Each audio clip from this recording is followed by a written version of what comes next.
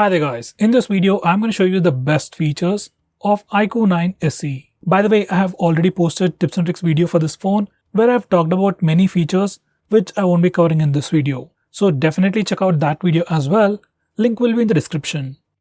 With that said, the most highlighting feature about this phone is obviously its performance. This phone sports a Snapdragon 888 5G processor with Adreno 660 GPU. Purely in terms of performance, it is the best in this price segment. Next best thing about this phone is its display. This phone actually comes with a 6.62-inch Super AMOLED display with Full HD Plus resolution with a peak brightness of 1200 nits with 120Hz screen refresh rate. Once again, it's the best in the price segment, and as it's an AMOLED display, it's great for media consumption like watching videos or playing games.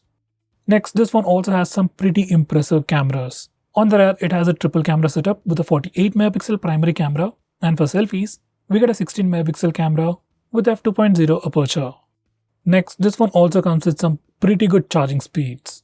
With the phone, you get a 66 watt flash charger, which can charge your phone from 0 to 50% in about 14 minutes. So charging speeds are definitely pretty impressive for this phone. By the way, battery life is also pretty great. It has a 4500 mAh battery. Next, I'm going to show you some of the interesting software features on this phone. Next, we have an inbuilt application to lock applications. Now, for some security reason, if you want to lock applications, net banking applications, or in some cases if you want to even lock games, you can do that using this feature. You just need to go to security settings, app and encryption.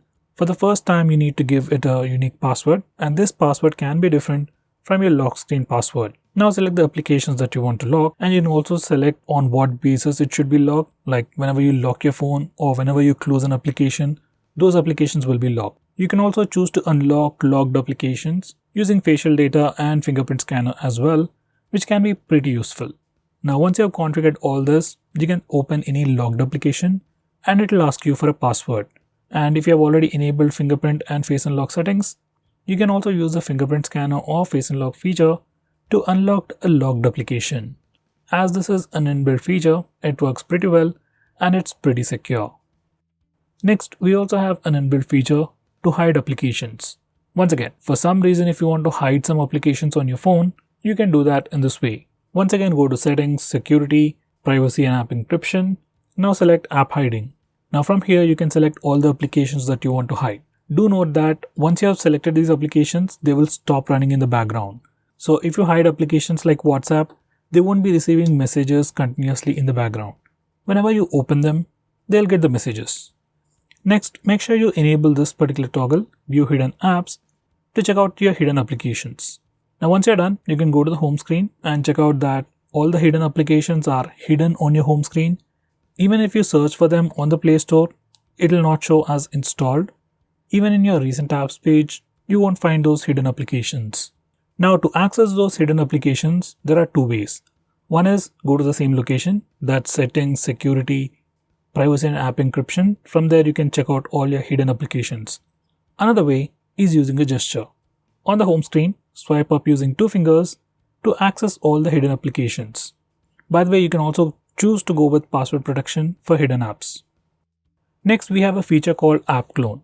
Now using this feature, we can have two instances of the same app. Like we can run two Facebook accounts, two Instagram accounts, two WhatsApp accounts on the same phone. It's a pretty cool feature, but it can only be used for some applications. By the way, we can also hide these secondary applications as well. Next, we have dynamic effects. Now, Vivo has put a lot of things related to animations and visuals of your phone all bundled up in a single place called dynamic effects. From this place, you can change your dynamic effects, touchscreen animations, ambient lighting effects, fingerprint icon animations, fingerprint recognition animations. So basically you can do a lot of stuff related to animations and visuals of your phone. So definitely check out this section. Next, we have always on display.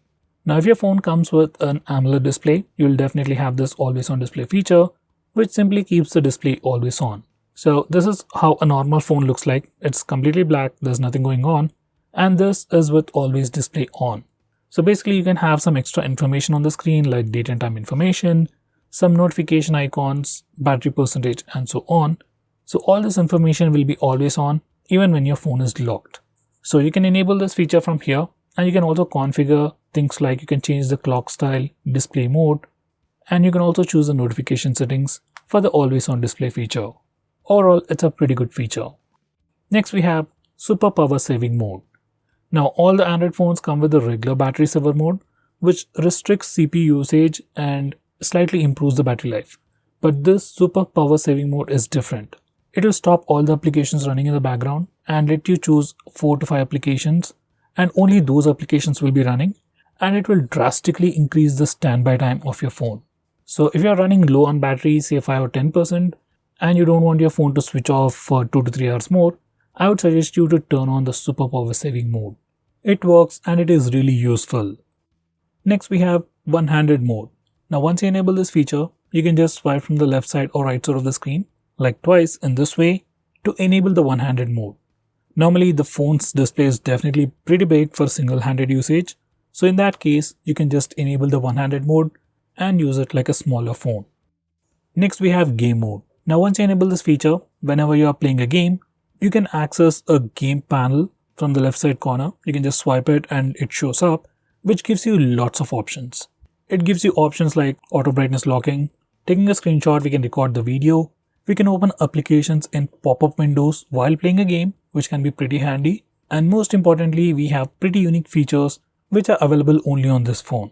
For example, we have 3D vibration with 3D surround sound.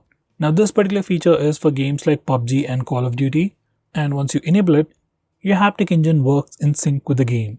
Like whenever you shoot with your gun or you get shot, you get a haptic feedback on the phone, which can improve your gaming experience.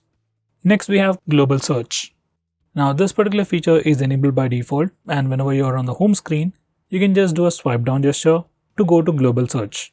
Now from here, you can search everything on your phone. You can search for applications, contact names, messages, files, and even settings. This feature is actually pretty similar to the one you can see on iPhones, and it also works pretty well. Next we have some super fancy gestures. First we have double click to light. Once you enable this feature, like instead of pressing the power button to go to the lock screen, you can just double tap on the screen to light up the screen.